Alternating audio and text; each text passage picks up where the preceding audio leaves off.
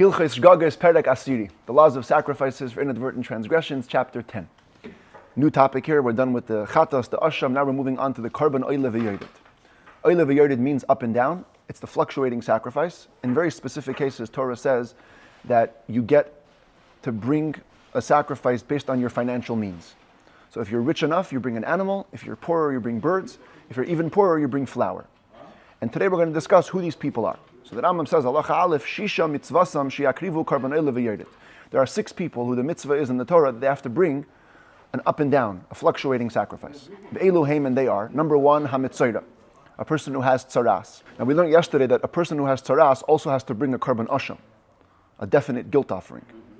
However, this one is besides for that. Besides for the guilt offering, there's another offering that if he's rich, he brings an animal, and if he's poor, he only brings birds or flour. The hayoldas, and a woman who gave birth, once she becomes fully purified, she also has to bring a sacrifice. She would come inside to the Beis HaMikdash, and part of her sacrifice was also up and down. The hanishba shvuas ha'idus bein bezadin bein bishgaga, a person who takes a false oath of testimony, purposely or inadvertently. That means you needed help in court. You said to me, I know you can help testify. Come with me to court. And I said, I swear I don't know anything about your case. And then it turns out that I actually do. So you swore falsely. The korban that you have to bring to atone is the up and down sacrifice. And also, the hanishba shvuas bitul hasheker bishgaga, if somebody swears a regular oath, false oath, inadvertently. For example, he says, I swear I didn't eat today. But he forgot that he actually ate in the morning. He didn't mean to. The hatameh she'achal kodesh bishgaga, if a person is ritually impure and he eats sacrificial meat inadvertently, the hatameh she'nichnas lamikdash bishgaga, or if somebody is ritually impure and he enters the temple premises inadvertently, he also has to bring a korban oile v'yodit. And now the Rambam goes into the details here. Korban hayoldas, the sacrifice of a woman who gives birth.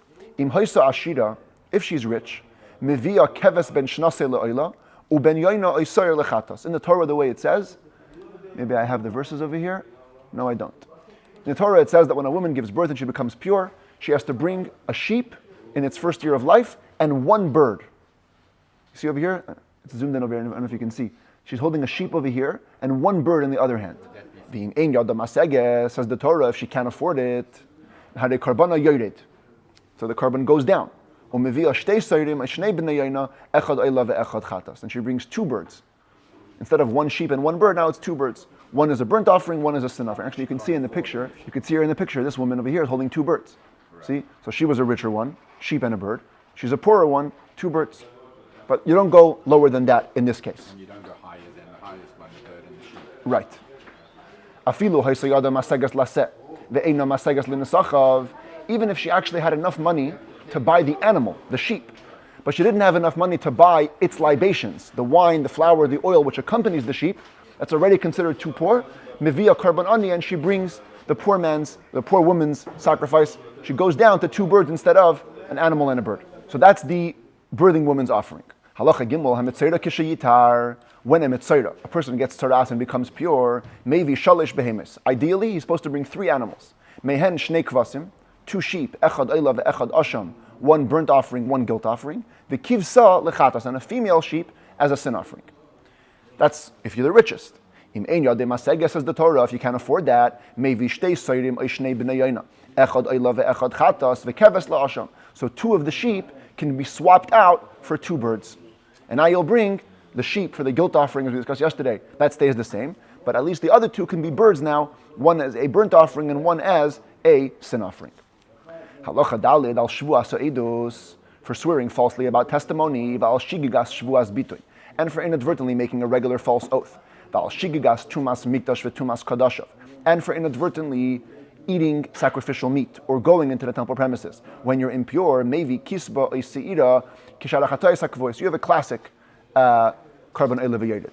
Ideally, you bring a female sheep or a female goat, like any other standard sin offering. If you can't afford that, maybe you bring 2 birds, 1 as a burnt offering, 1 as a sin offering. If you cannot afford a bird, maybe asiris ha'efa soiles, then you bring some flour, 1/10 of an ephah of flour. That's called the mincha of the sinner. We already explained the procedure in the laws of sacrificial procedures. Says the Rambam Malacha, hey, kol ha-karbanos ha'elu mifurashin b'Torah. All of these sacrifices we just mentioned, the birthing woman, the mitzayra, the problematic oaths, they're all explicit in the Torah. Torah says clearly, if you're rich, you bring this, if you're poor, you bring that.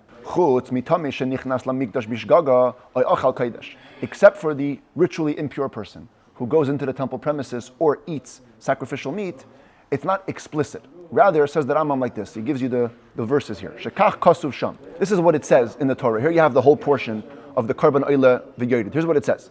It says, V'nefesh kisechata v'shama kol Allah. The first verse is clear. If a soul sins, it hears the voice of an oath. That means somebody is asking you to come to court to testify for him, and you actually know testimony, but you didn't agree to it. Then you have a sin, you bring a sacrifice. That's pretty clear. It also says, and here's the riddle part, Oy nefesh asher tiga b'chol davar tameh. A soul that touches something impure. If you read the verses, that's all it sounds like. Just touching something impure is a problem already. It doesn't say that he was impure and he ate sacrificial meat or he went into the temple. It just says becoming impure forces you to bring a sacrifice. Then it says, Oy nefesh kisishava levate bisfasayim. If a soul swears to express something with its lips, that's a false oath. At the end it says, V'haya chiyesham la'achas me'ela. If you become guilty to one of these things, you bring the Karban Oila V'Yored. So again, if you read the verses simply, while we mention the false oath for testimony, and we mention the false regular oath, we don't mention a ritually impure person doing anything. Nevertheless, says the Rambam, we learn from tradition, when the Torah obligates an impure person to bring a sacrifice, it's talking about a specific case. It's when he became impure and then did something. Went into the temple, ate sacrificial meat without knowing. Even though, says the Rambam, this is tradition, it's almost kind of explicit. How do I see it explicitly? Elsewhere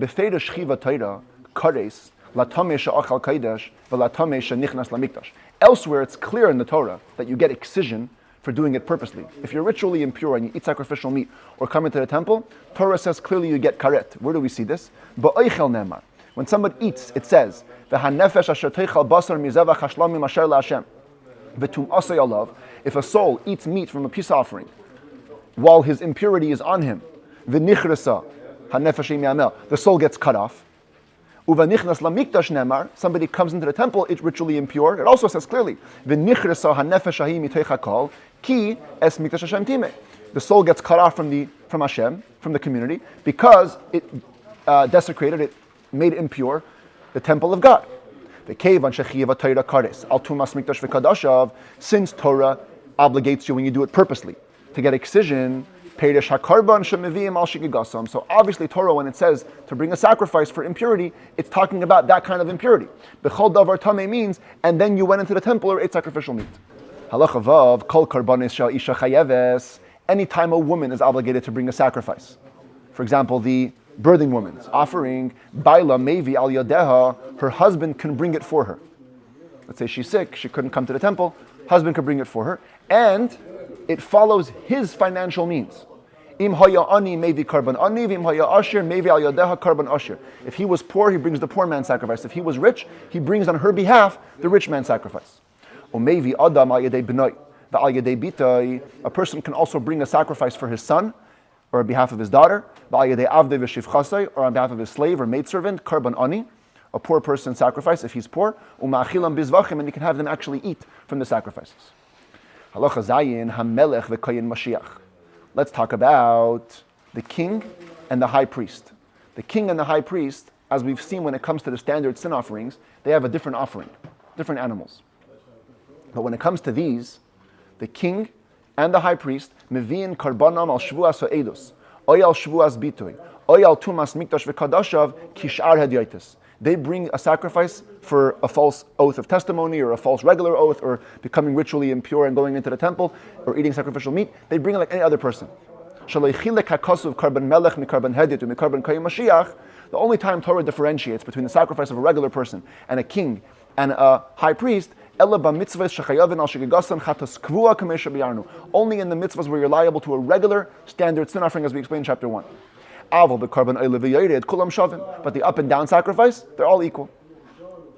Kvar bi'arnu b'hilchos shvuas, says the Rambam. We already explained in the laws of oaths. Eimas ha'yeh chayav al shvuas ha'edus, v'al shvuas shegagos bitoy, ve'eimas ha'yeh patur alein, in which scenarios you're liable to the oath, which scenarios you're exempt. That's already been taken care of in the laws of oaths. V'al ezu derech yeh chayav karbanes harbe, kiminyan ha'shvuas, v'al eza derech lo yeh chayav ala karban echad, which scenario you're liable only once, which scenario you're liable to multiple karban elevayedids for multiple oaths. We're not getting into it now, we've already explained that. Hilchos mechus lekapara. Later on in the next set of laws in this book, that's a special set of laws about those who have to bring sacrifices to complete their purity. Avayr, I'm going to explain, says the Rambam, be'eza derech tischayev hayoldes v'hamitzaira karbanes harbe, uve'eza derech yischayev kol echad me'em karban echad. We're going to zoom into the birthing woman and the person with tsaras at great length, in which scenarios they're liable to multiple sacrifices or only one. So here, we're only going to be focused today and tomorrow on the cases of ritually impure people eating sacrificial meat going into the temple. Those are the ones that we require new detail on. Because the oaths have already been covered. Mitzayra and birthing women are going to be covered. Here we're left with the Tumas Mikdash V'Kadashav. Halacha Ches, Kol HaMevi Karban Al Azadin Kishgaga. Any scenario where a person has to bring a sacrifice, both for purposeful and inadvertent transgressions. For example, like we had yesterday, Shivcha Charufa. If you have relations with a consecrated maidservant who's half slave, half free, you bring a sacrifice whether you're on purpose or by mistake. Im haya anus, if it was beyond your control, you were forced into it, pater min karban, you're totally exempt from a sacrifice. Ve'ein tzarich leimar shara veres she'ein chayav chatas ala al shegagos. Needless to say, any other sin where you're only liable to bring an offering if you did it by mistake, shim haya anus pater. So for sure over there, if you were forced beyond your control, you're definitely exempt. Halacha tes misha hifrish mois lekivsa shel chatasai. Let's say a person put aside money for a female sheep for his sin offering. V'tzarich lahen. And then he needed to use the money. He couldn't afford to put the cash aside for the sheep. Hareze maybe seira, he could bring a goat, a female goat instead. V'yichalil oisan hamois ala seira. Transfer the money to the goat, the holiness of the money to the goat. V'yehane bahen, and he can use the goat, the money, for whatever he needs. Same thing if you put aside money for a goat and in the end takes a sheep, it's fine, you could use the money. But that's all within animals. What if halacha yud hifrish mois la behema veheni? He puts aside money for an animal, but then he gets too poor. He can't afford an animal anymore. Yikach shtei soidim shnei bnei yoina. Use other money to buy 2 birds, pigeons or turtle doves. Other money. And take the original money, transfer the holiness to the birds, and you can have benefit from the money. What happened to the old money? You transfer the holiness to the birds. You can use the money you put aside for the goat. Say, Money for the goat, sitting over here. Yeah. Now you got poor. Yeah. You have to have this money for your mortgage. Yeah. So you take other money, less money, you buy birds, now you have birds. What do you do with the other? This money, you transfer the holiness of this money to the birds. Now the money becomes unholy, and you're good, you could use the money. so you just have to make a statement. Yes, a transfer, exactly. And you're done. Exactly. Hifrish mois libnei yoina l'toirim beheni. What if you put aside money for the birds, and you got too poor for that? So same thing, yavi asiri if I bring a bowl of flour, 1/10 of an ephah of flour, v'yichalil alei and oisan amois, transfer the holiness of the money to the flour, v'yihana ben, and use the money. V'cheinim haya ani. Or if it went the other way, thank God, you were a poor person, v'hifrish mois la'asiri sa'ifa v'heshir. You put aside money for a flour, then you became rich. Yosif alei and v'yavi oif, add more money, bring a bird. Hifrish la'oif v'heshir, you put aside money for a bird, you became even richer. Yosif alei and v'yavi kisba yisira, add money, bring a sheep or a goat. Afilu haya mayrishay gaisei, says the Rambam though, potential money is not money. Let's say a person has a rich uncle, and he's the only heir. He's the only guy in line. And the uncle is dying. He's about to die. Hareza ani. You're still considered poor. Ad sheyamus mayrishay v'yirashan. Until the person that's going to inherit it, until the testator dies, and then you become the legal heir. You can't rely on, I'm going to get money in 10 minutes, he's dying. No. Right now you're poor, you're poor. Unrealized. Unrealized gains, exactly. Halacha Yud Aleph, Ashir shehifrish kisba yisira. A rich person puts aside a sheep or a goat, v'nafal bamum, then it gets a blemish. So anyway, the animal cannot be brought, v'heni, and he becomes poorer now. Imratza yavi b'dameh ha'oif. Anyway, the animal with the blemish is going to be redeemed, sold for money. So when you sell it, you can use the money to bring a bird. Avolim hifrish oif v'nifsal. But if you put aside a bird and it became disqualified, lo yavi bedama v'asiris ha'efa. You cannot redeem the bird and bring flour. She'ein la oif pidyon. We saw already a few times, birds cannot be redeemed. Once they're disqualified, they're destined to die, and that's it. Yud Beis, hifrish asiris ha'efa v'heshir. A person puts aside flour, and then he becomes richer and he can afford something higher. Before the flour was placed in a holy utensil, it's like any other flour offering, it can be redeemed and eaten. But once you put it in a vessel, that's it, it's disqualified. You have to let it stay overnight and be burnt. You can't do anything with it. A person who's rich puts aside a set of birds. In his mind, he puts aside the birds not to use as a sacrifice. He wants to sell the birds to get money to bring an animal. Then he becomes poorer. Yavi kainzu. He can actually bring the same set of birds which he originally wanted to sell. He can use them as a sacrifice. Even though these birds only became holy for their money, which could be rejected and no longer used.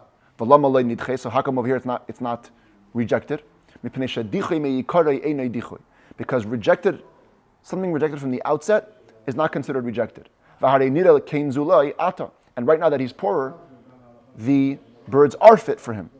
So he can use them as a sacrifice. General rule, if a poor person brings a sacrifice beyond his means, sacrifice of a rich person, he has fulfilled his obligation. But if a rich person brings a poor person sacrifice, that doesn't work. And also in life, the Rebbe would always say this: if you have more capabilities, if you're richer, you have more talents, and you do less, lo yatsa. You haven't fully obligation. Every soul has a potential. We're rich with potential. We have to use out our full potential.